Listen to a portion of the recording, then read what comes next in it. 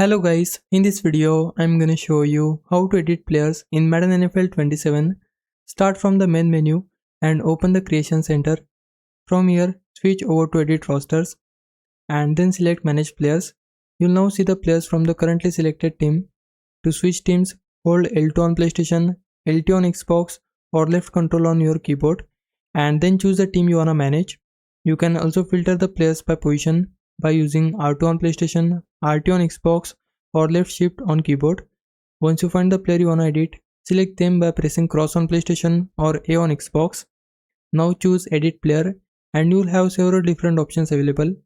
Under the player information, you can change things like the first name, last name, position, jersey number and other details. You can also go into ratings and adjust the player's ratings.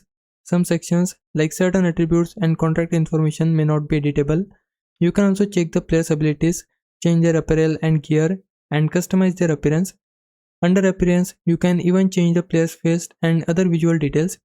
Once you are finished making your changes, simply go back and save the changes.